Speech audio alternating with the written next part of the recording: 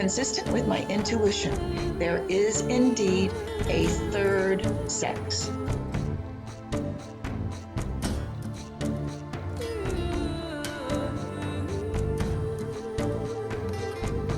You know that saying in the Bible that states, Matthew 7:8, King James Version, ask and it shall be given you, seek and you shall find, knock and it shall be opened unto you. I have found this saying to be quite true. I have asked many questions in my life, and most of them have been answered, even though not right away. So for example, as a small girl sitting in church, all wearing these strange ties, I wondered, why do all these men wear these uniform suits and women can just wear anything they want? And what is that strange long piece of fabric around their neck? Well, it took me probably a good 30 years for me to realize that the tie is reminiscent of in the Masons, the initiate has a noose put around his neck and swears an oath that he will keep silent or he will be hanged. So that was answered for me later on. But the same is true for a recent mystery, and that mystery dealt with Akhenaten. When I was at the Cairo Museum looking up at the beautiful statuesque Akhenaten, I was struck by the beauty of his features, but also by his hermaphroditic body. He had breasts of a woman, he had a belly of a woman, and also there's a of him nude in which he has no genitalia. I don't know if that's accurate, but it got me wondering, was Akhenaten a different sort of hominid, or was he a hermaphrodite? So I started looking at Joseph Smith, and Joseph Smith, I started wondering the same thing. He has a very interesting photograph that is based on a Rosicrucian hand signal that Queen Elizabeth also has. And what they do is they form their hand in a form of an M. I do know that it is believed that Queen Elizabeth was a hermaphrodite. That is why she never could conceive children. So also with Joseph Smith, he has a strange kind of, he's masculine but also feminine at the same time. He has wide hips, he has a belly that's large. So that got me looking at the double X, or the true intersex sex. The double XY syndrome is when a man is born with two X's and one Y. And what happens to this man is, number one, they're normally infertile, but two, they are much more artistic, they are much more delightful, they have all the sensitivity of a woman with the mannerisms and the strength of a man. So they're the best of both worlds. They're half female but half male in the best of all possible ways. And that syndrome or disorder, genetic disorder they call it, and I don't know if it's so much of a disorder, but they call it Klinefelter syndrome. So I had already been thinking about transgenderism and intersex and hermaphrodites long before I came to Mexico and attended a seminar on female soldiers in the Mexican Revolution and how these female soldiers, or they were called andalitas, were a significant part of contributing to the Mexican independence. These women did not recognition. There were some 60,000 of them, and only 450 of these female soldiers actually obtained veterans pay. So the old saying goes that women do a lot of the work but end up with none of the glory. So you got to be careful when you share the stage, not only with children, but with men. I asked the question because we were discussing about gender identification in the transgender movement, and also about females that dressed in male clothing, and how these andalitas, they were called, these female warriors, wore female clothing, and the change or the transition of female clothing to the more masculine clothing of the flapper, and strongly rejected by the women. However, Hollywood promoted it, and there was the flapper, and then we have Kate Hepburn wearing trousers and looking masculine, and this was strongly opposed by the Catholic Church and the women in early Mexico. So that got me thinking about clothing and gender identification.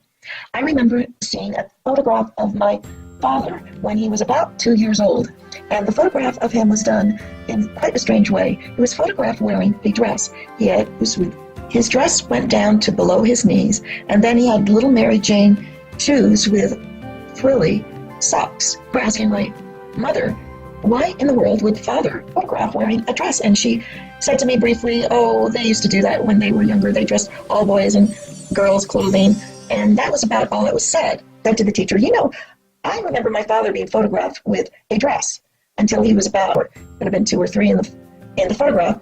And I asked, do you think that perhaps they dressed little boys in girls' clothing until they reached an age of gender identification, so that the little boy could either choose the sex he felt like, or the little girl could choose the sex she felt like, kind of like the transgender trend we see now, where Hollywood celebrities are claiming their children are transgender and that they're going to give them hormonal blocks so they become a girl instead of a boy, and with the plumbing that they needed. Anyway, this kind of silliness has been going on, and the class really didn't have much to say about my question, because I suppose they had never found a photograph of their fathers dressed in girls' clothing.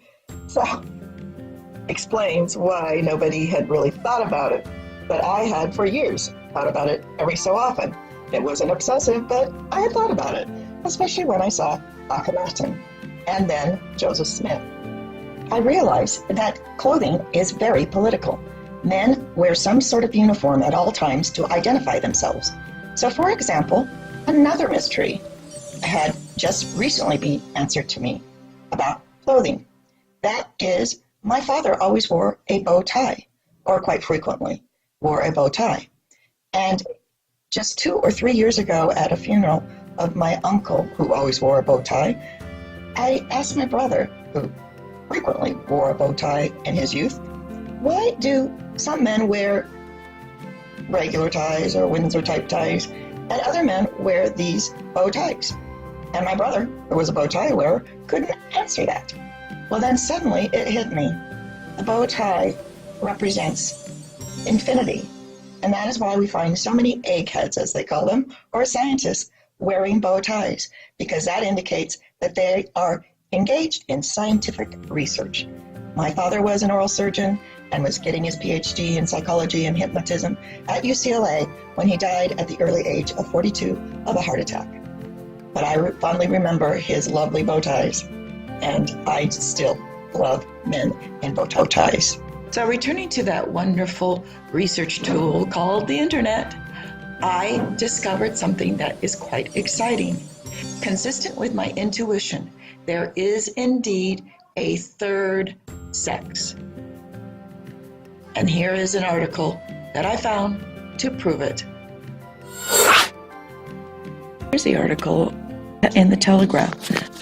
In every way, Johnny is physically and biologically male, but astonishingly, he did not grow a penis until he hit puberty.